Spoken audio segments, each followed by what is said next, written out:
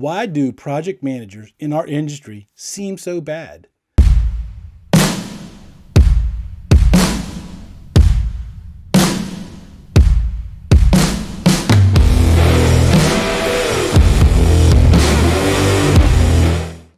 Today, we're discussing 4 skills that you will need to be a better project manager. Welcome to the show where we tackle the tough questions that are submitted by installers, project managers, estimators, ICT personnel, and customers. On this show, we're connecting at the human level so that we can connect the world. If you're watching this show on YouTube, would you mind hitting the subscribe button or the bell button to be notified when new content is being published? If you're listening to this show on one of the podcast platforms such as iTunes, Stitcher, would you mind leaving us a 5-star rating? And if it's not a 5-star rating, then let us know what we can do to make this a 5-star rating. Those couple little steps helps us take on the algorithm so we can get this show out and educate, encourage, and enrich the lives of more people. If you're watching this on video, you may notice I'm not wearing my typical Bixie RCDD shirt. I'm wearing a shirt by a fellow low voltage person, one of my best friends. He runs a nonprofit called Tragic Skateboard Company. Look them up. They provide skateboards to disadvantaged youths. So help support a fellow low voltage person trying to make a difference. Also, make sure you join our After Hours Live multi-stream broadcast where we answer your favorite questions live on YouTube, LinkedIn, and Facebook. It's held Thursday nights at 6 p.m. on Eastern Standard Time. Questions submitted via comments, direct messages, or questions at letstalkcabling.com will always get the preference first. And finally, while we provide this content free of charge, and we always will, it costs money to run this podcast. So if you don't mind, look at the QR code on the screen, click on that. You'll find all of our social media presences, and you'll also be able to buy me a cup of coffee, or maybe even schedule a one-on-one 15-minute Zoom call with me after business hours. When you become a Patreon member, you'll get to enjoy additional benefits and visit our Amazon links, and you can actually purchase things that you need for the ICT industry. Now, you won't pay extra for those things that you buy from that Amazon link, but we do get a small stipend for you using that link. Why do so many project managers in our industry just seem to suck? Now, I know I'm not talking about you, but all the others. I know the title of this episode seems like clickbaitish, but it is and it isn't at the same time. If you know of, or if you are a great project manager, then this show's not about you. We will discuss on why so many people feel that this way towards project managers and what it takes to be a good project manager and things you need to do. Those 4 tips will help you in that method. The first is we have to be able to define what is a project manager. Now, this is the cause of most of the frustration by many people in our industry. According to CIO.com, they define project managers as someone who plays a lead role in planning, executing, monitoring, controlling, and closing out projects. They are accountable for the entire project scope, the project team, and resources, thus the project budget, and the success or failure of a project. Project managers, their bonuses are typically going to be based on the profitability of their projects. Let's discuss perceptions first. In my dealings with people in the industry, the most negativity towards project managers seems to come from field personnel. Some of it legitimate, some of it not. And there's a couple of reasons behind why there is such this animosity against field people versus project managers.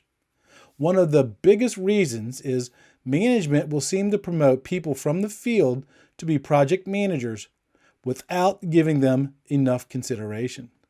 Now, don't get me wrong, the best project managers are those who have field experience. However, there are many other skills required to be a good project manager, and most of those field people have not developed them yet. They're good at installation, but it's the soft skills that they're going to have problems with. A person in the field, you'll find, will probably be good at terminating and testing cables and maybe even some of the basic customer service skills, but they're going to lack those soft skills that a project manager is going to need in order to be effective at project management. As an effective project manager, you should have some technical know-how, but more than just the cursory level. This is the way that field personnel make the best project managers. They need to know not only what type of cable to install, how to terminate that cable, which termination, and why. But if you understand the nuances, for example, like it's going to take longer to terminate a shielded jack than an unshielded jack, that's the type of depth that you're going to need to know as a project manager, especially if you want respect from your crews. So the first tip is to be an effective communicator. As a project manager, you're going to spend a lot of time attending meetings with your managers, meetings with distribution, meeting with manufacturers, and other stakeholders like the customer. I've heard that a project management class once that project managers spend as much as 90% of their time communicating. Communicating in the forms of emails, phone calls, and meetings. That's why pro tip number 2 is communication, communication, communication. You will have to effectively communicate to the apprentice that you just hired, up to the senior level of management within your organization, maybe your customer, or maybe even engineers. And each one of them you're going to have to communicate with differently. How do you communicate effectively with each of those individuals who are at different levels of understanding about information communication technologies? This is why I have such a focus on wording. Not just saying the right words, but also finding the way to help everybody come to the same understanding of words. As many of you know, I do the acronym challenge every weekday morning to help level the playing field so that we all have a mutual understanding of acronyms. I had a comment on my Instagram page just the other day by a guy named Vote Mike Jones. And Mike said, "God, I hate this stuff. It doesn't matter in real world IT at all. Good on for helping pass a test. All hate on those tests and those who think this matters." Now, he's not alone in this frustration, but it does matter because if there's a misunderstanding, especially in estimating or project management, there could be a huge financial, a huge schedule, or work implications. When I worked in the field, I spent the majority of my time in the Washington, D.C. market. When I became an instructor, I started traveling the country. And then I quickly realized that there are many different names for tools, products, and processes and rooms depending on where you are in the country. Now, this can and it will impact your ability to communicate. Part of communicating means creating a meaningful relationship with the stakeholders. The better you are to understand and know how the other person processes information, the easier it will be for you to communicate with them.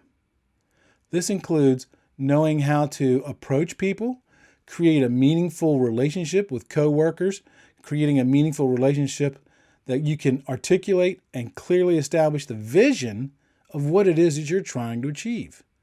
It's going to be more than just, getting the products installed. Taking the time to think about what you want to say and how you want to say it prior to communicating is a simple and productive first step towards honing the skill. There is a subset of communications as well, and that subset is called documentation. Communicating is only half of the game. You will need to find ways to document what you communicate, including both in the formal and informal avenues. I gave a couple of suggestions in the 2-part estimating series that I just published. Make sure you go listen to those episodes if you haven't already. The second skill is going to be time management. As a project manager, you're going to be handling several projects at once, and each of those projects will be at different phases. There are many enemies to time management, including perfectionism, procrastinating, bad time management, lack of organization, low motivation, and distractors, and just overbooking just too much tasks for the time that you have, just to name a few, and there are many more. Time management, according to an article on TeamDeck, is basically the process of planning, exercising conscious control of time spent on specific activities, especially to increase effectiveness, efficiency, or productivity. One tip for time management is to plan your work ahead. Knowing what you want and the time frame to get it done or get it accomplished in is a step in the right direction. If you're going to attend a meeting, prepare for that meeting. Find out what the meeting is going to be about. Again, that's going to be an email or maybe a phone call. Do your homework before the meeting, and the end result will be a meeting that will go smoothly and potentially take less time. Who doesn't want shorter meetings? I sure do. Another tip is to prioritize all of your work. There is a system out there called the Eisenhower Matrix. And I'm not sure if it was developed by President Eisenhower or not, but that's what they call it. But the principle is there's two kinds of problems, important and urgent. The urgent are not important, and the important are never urgent. This approach will help you in organizing your workload. You can divide your work into one of 4 very distinct categories. The first one is important and urgent. These are the tasks that you should be doing first. The next category is going to be the second category is going to be important but not urgent. These tasks you can schedule to do later. The third category is not important, but they are urgent. If possible, you may want to delegate these tasks. Think about an assistant project manager. The last step is not important and not urgent. And you can skip these tasks if falling in this category. They're typically not going to impact you at all. The third tip for time management is to focus on one task at a time. We all have many distractions in our workplace environment, including emails, phone calls, people coming into our office to talk to us about something, or the latest football game or baseball game. And yes, even smartphones and social media. If you're working on something that's going to be important/urgent, then turn off your email and put your phone away so you can focus on that task at hand. According to an article published on the Entrepreneur magazine titled "Why Multitasking is a Myth That's Breaking Your Brain and Wasting Your Time," it basically says that doing several tasks at once is ineffective and inefficient, as the human brain needs time to switch from one task to another. Trying to do too many tasks or too many things creates a lag time when we're trying to actually not being as productive as we might want to be.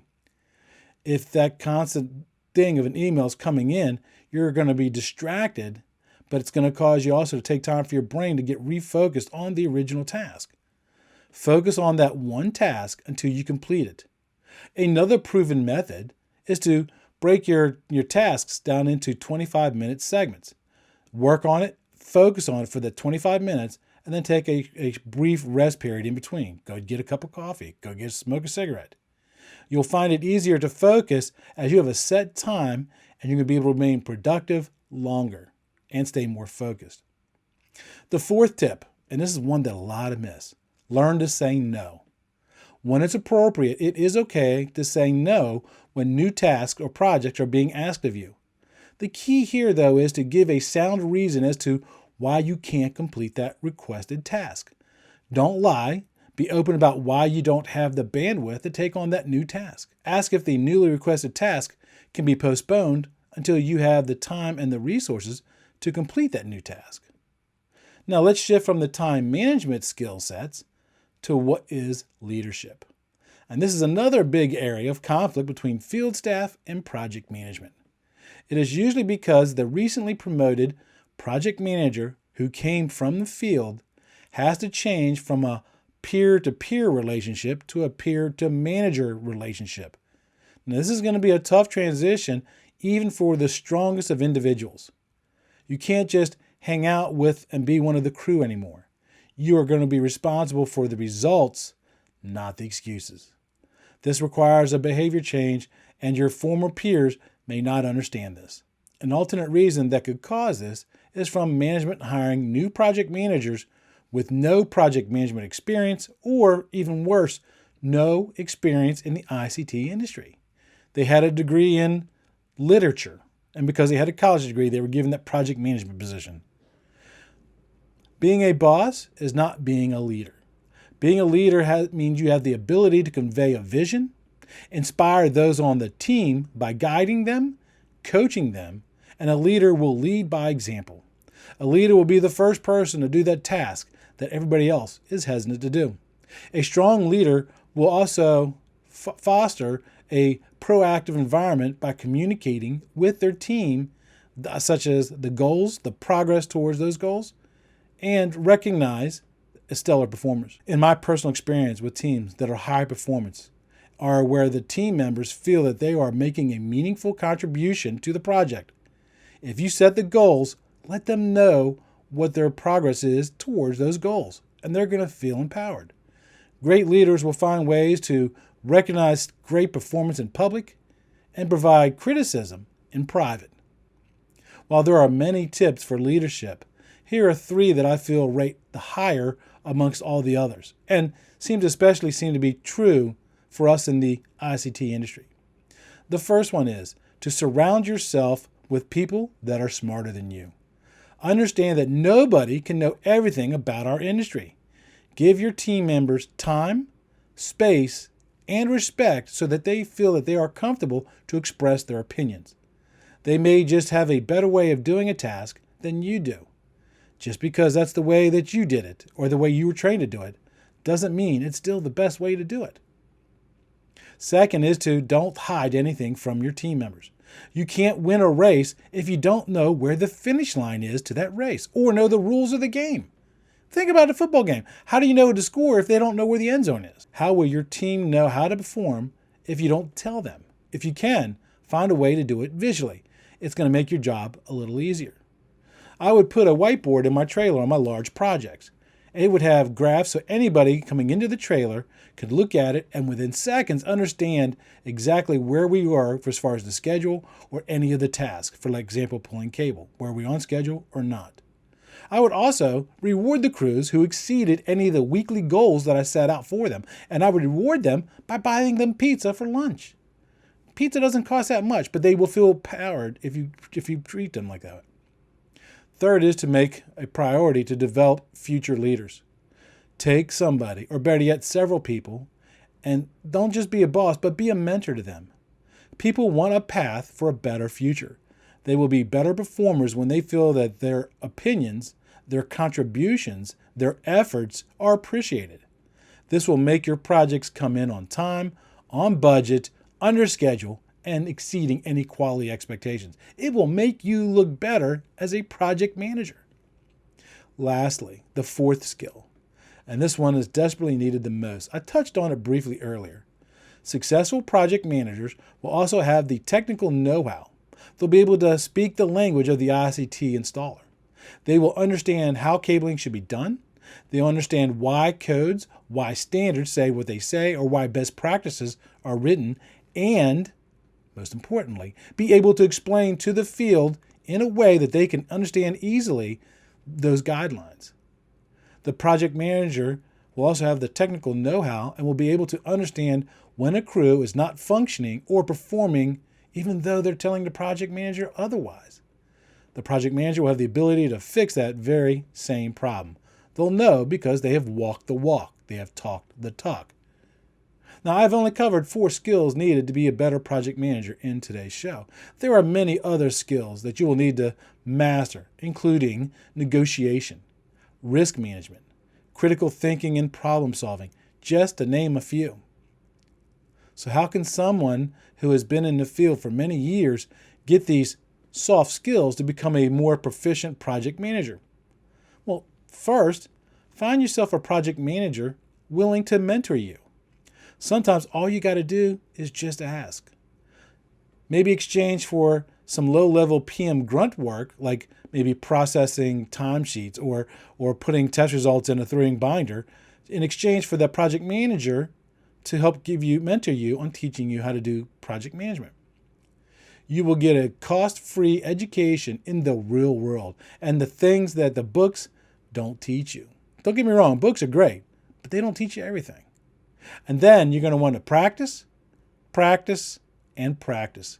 Like any new skill set, you have to learn. You have to keep doing it over and over again until it becomes instinctual. If you're not a project manager, then when your project manager gives you a task, treat that task as your own mini project and just kind of practice those skill sets that they're teaching you as they're mentoring you.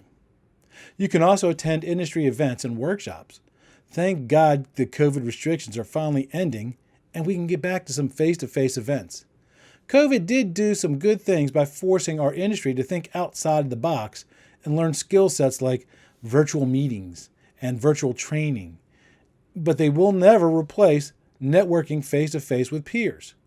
Look up your local Project Management Institute chapter and join. I am sure that there's going to be expense to this, but I have no idea what it is. But remember, Dad always said, if you think education is expensive, you should try stupidity. The Project Management Institute did a salary survey and found that the U.S. average for project managers with less than 1 year of experience is $95,000. A certified project manager can earn up to $111,000. And you can do this without encouraging huge student debt. Now, I hear you asking the question through the speakers, Chuck, which certification is best? The Project Management Professional or Bixie's RTPM certification? Now, both of those are going to help you make more money, but one of them is for our industry, the RTPM.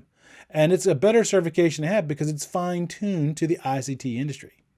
If you're just looking to become a project manager and you're going to be switching industries, then go with the PMP. If college is your thing, many universities have project management programs as well.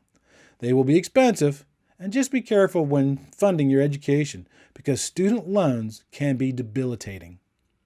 There are many other tips to becoming a better project manager, and I'm sure that you probably thought some of them as well.